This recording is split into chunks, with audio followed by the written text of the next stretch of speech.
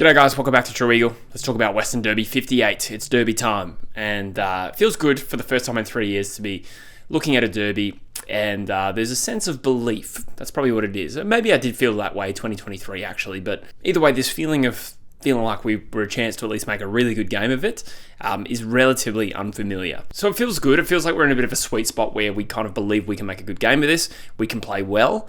I do respect Fremantle as a side, not as a club. They disgust me, but no, this team, this version of Fremantle will be a very tough opponent for us. So we're in a bit of a sweet spot where the expectation isn't so much there. We're the underdogs, but we also have a slight chance of causing a shock upset here, which I realise I'm setting myself up to look very silly if we don't even get close. But at the moment, I'm feeling fairly positive about it. So in today's preview, we'll talk about, very, very briefly, we'll cover what happened last time we played Fremantle in terms of changes and stuff like that, but also look at some things Fremantle do well, some things that we do well, and what our vulnerabilities might be, and talk about some team stuff as well. So yeah, just covering off, obviously it's been a nice 4 or 5 days to be an Eagles fan at the moment. Things will change. It won't feel rosy all the time, naturally, but for me, like the win, the result on the weekend, it doesn't even so much for me represent, wow, we might be a good team this year or anything like that, and I'm sure other people are in the same boat. It's just kind of about bottling that positive vibe and just sitting with that for a little while. It's been a little while since we've done that. And of course, it does maybe represent the turning of a new chapter at this club. There was a really good comment on the last video, and I wish I'd written it down. I don't have it in front of me, but someone quoted Churchill, and I'm going to paraphrase it. I don't remember the details fully correctly, but Churchill said something along the lines of, this isn't the beginning of the end or the end of the war or anything, but it is the end of the beginning.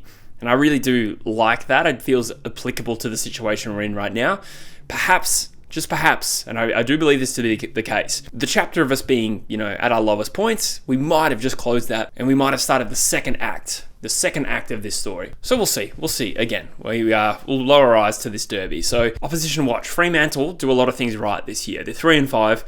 With some more luck, they could have been 5-0, but particularly against Port, they failed to close out that game. But they did get very close to a very good team in Port Adelaide. I mean, we played them in round 1. We didn't get anywhere near as close.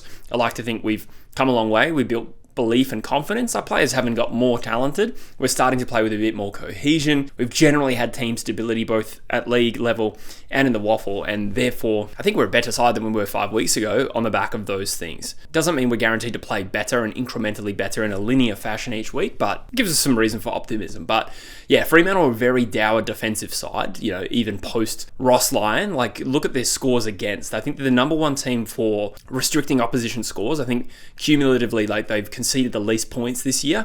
They're also struggling to hit the scoreboard themselves. So you look at, their last 3 wins, they won a game 69-34. I think Carlton, it was 63-73. I might have that slightly wrong.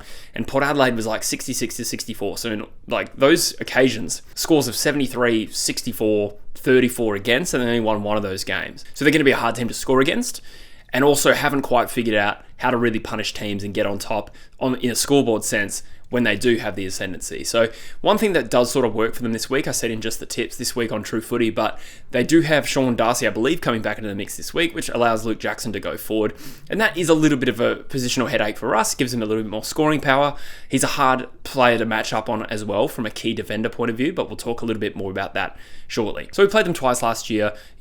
We're probably in an equivalent space to where we were round 3 of last year in terms of just coming off a win. Relatively fit. Obviously, we know what happened in last year's Derby. Touch wood, that doesn't happen again. And we fell away, but that was a really, really good contest. And to be fair, this Fremantle version looks better than the Fremantle version we saw in 2023. The second Derby is probably not even worth analysing.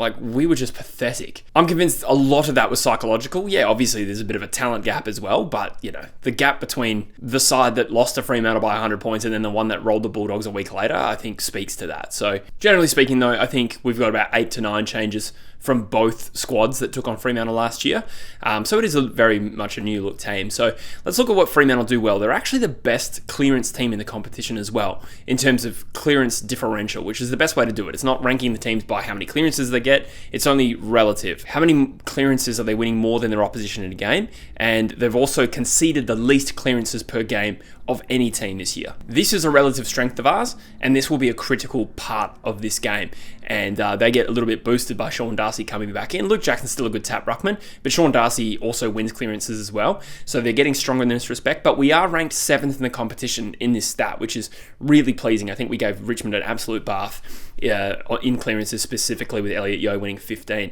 I'll also note Elliot Yeo is the 3rd best clearance player in the game based on the first 5 weeks. The only 2 midfielders that have won more clearances than Elliot Yeo, Rao and Liberatore. So this will go a long way to giving us a chance if we can nullify them. Like I remember in the preseason, they slaughtered us in clearances. So this will be a tough battle. It's going to be a tough ask to beat them in clearances. I believe we can, but we will require a bit of a superhuman effort by a couple of our midfielders. Interestingly, another thing that's plagued us is inside 50 differential, right? That's been a thing over the last couple of years. Like we're particularly poor at getting the ball inside 50. So I looked at inside 50 differentials. We're 12th in the league at this. And interestingly, Fremantle are 13th. We're higher than them in inside 50 differential. Now, again, that could be skewed a little bit by one particularly good game where we beat a team completely deficient, that's for sure. But over the stretch, Fremantle are 17th, the 2nd worst in the league at getting the ball inside 50, and that's total inside 50s. That's not differential, just sheer volume of inside 50s. Fremantle have the 2nd least in the league, and they've been playing some good footy, so it's kind of an interesting stat. And it implies, because they're not conceding a lot either, it implies that a lot of the ball in Fremantle games is between the arcs. So it's strange. They're winning clearances. They're the best clearance side of the competition. They're not really getting the ball inside 50. They're not really conceding inside 50s. And so the ball's parked in the middle of the ground a lot. It's just interesting stats. Like I said, though, Fremantle are the number 1 team for lowest scores against. So I think how this game is going to go is that unless we win clearances and really drive the ball meaningfully inside 50, we're going to struggle to get it in there. And they have a really good backline as well, with Alex Pearce doing a wonderful job. Now, we don't actually have a key forward that's really a clear matchup for Alex Pearce, so I don't know if that actually works in our favour. Either way, we're going to assume it's going to be a tough day for our forwards who haven't really fired this year other than Waterman kicking 6 last week. But by the same token, Fremantle aren't particularly strong at getting the ball inside 50, and their scoring power is lacking a little bit. So I just don't think it's realistic that we get pumped unless we have a really off day, which is possible after a good win. But regardless, I think this will be another dour low-scoring game. Now, I will caveat this. I've said this about previous derbies because the stats and the trends about these teams haven't changed dramatically over the last few years. And there has been derbies, I reckon, maybe in 2021 and maybe even later than that. I think both teams kicked like 8 goals in the opening quarter and just completely threw out my analysis. I might be thinking of 2021 in both of those derbies, but either way. Ruck battle's going to be interesting. I'd say Fremantle have the number 1 ruck duo in the comp comfortably with Darcy and Jackson, and that's going to be tough for Bailey Williams. So we've got a ruck disadvantage, number 1 clearance side in the competition. This will be tricky. One key part of this as well is finding a matchup for Luke Jackson, all right? So Jamison's injury, I think, is a blow. I mean, I think stylistically, I know that Jamison's no A grade or anything like that, but stylistically, he probably is the best matchup for Luke Jackson out of all the options we've got, like McGovern and Barras, and you take Jamison out of this team, and I wonder if it's going to make it harder for McGovern to do his thing as a roaming, intercepting tall. So I do think that is going to be a bit of a vulnerability for us in this game. He's listed as a TBC, Jamison. It also reported that he's moving freely at training, and then you watch the Eagles update on YouTube, and Innes says it's just a matter of finding out how long he's going to be out. So he's definitely going to be out for this game. So we'll rattle off some team talk. That implies 2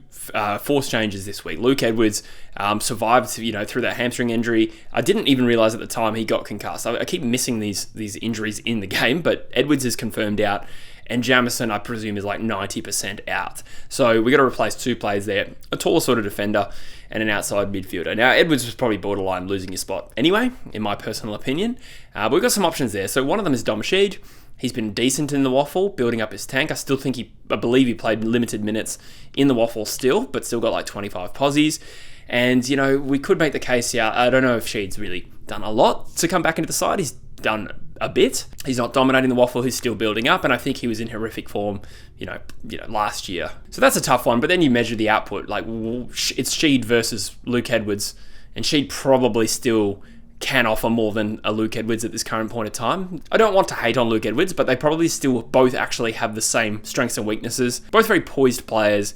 Neither are great defensive players, not very fast. Sheed probably can at least rack up a little bit more of the ball, so I don't know if that's losing too much. And maybe Dom Sheed is a viable option. Zane True's also had a few good weeks. I want to say 2 or 3 good weeks in the Waffle now. Bit of a forgotten player, including by myself. I haven't mentioned him on this channel yet, but still pretty close to getting a game, I would have thought. So maybe he's a sub option. Liam Ryan might be good to go. He played 1 game in the Waffle off half back. I wouldn't have thought he'd be right to go, but the Innes in the injury update video on YouTube, Innes said, yeah, he's played a waffle game, now he's good to go. Now that's ambiguous. I don't know what he means. Is he good to go for another week? If he's good to go for another week in the waffle, why mention it at all? He wasn't injured. So is he right to play AFL? I'm not too sure. But I wouldn't mind seeing Ryan back into the team. Compare the output to someone like a Ryan Marrick. Could Marrick, who was sub last week, benefit more from going back to the waffle? Maybe we get Liam Ryan in. It's just another option to help us actually threaten them on the scoreboard. Another option is Harvey Johnston. I don't know how close he really is to getting a game, but I'll shout him out as a guy who's played well in the waffle. More so from the reports as well. So I think in the first game he had 19 touches. And I think he kicked 2 goals and 13 touches in the second game, the one we won. And a lot of high praise for him. Defensive pressures there, good skills, ball use, decision-making, all good traits there. So he's really skinny. Might not be ready for AFL level, but I will shout him out as maybe an outside chance. And in other news, we have Burgill and Archer Reid playing their first waffle games for the year, at least in the league sense. I don't think Burgill played in the waffle. Either way, he's back from his appendix thing. That was really quick. I'm sure they said like 8 or 9 weeks at one point. He's back, Archer Reid, back into the waffle, which is nice to see. So long story short, what do we expect from this derby? I think it's really going to come down to the clearance battle. If we get slapped in the clearances, it's going to be a really tough day. I don't think we have the weapons to really try and make up ground elsewhere. But the form that Elliot Yeo's in makes me think we're a chance to at least break even. Like, I really do think he's an animal. But our avenues to winning this game are narrower and smaller than Fremantle. So it'll be tricky. But I think with this confidence, this newfound confidence, Harley Reid building by the week, he might have a quiet day. He's a young 18-year-old. But us getting the ball inside 50 out of the centre will be quite key. Sounds really fundamental, but that is what the stats suggest. We need to get more inside 50s, and we need to beat them in the centre of the ground. There you go, guys. Let me know what you think. I think we're a chance. I have tipped Fremantle by about 28 points. The game could go in a number of different ways. I think we might stick close with them for a few quarters there, maybe get 3, and then they'll run away at the end. That's my prediction. But I still believe in the best case scenario. So let me know in the comments what you think, and I'll see you in the next video. Cheers.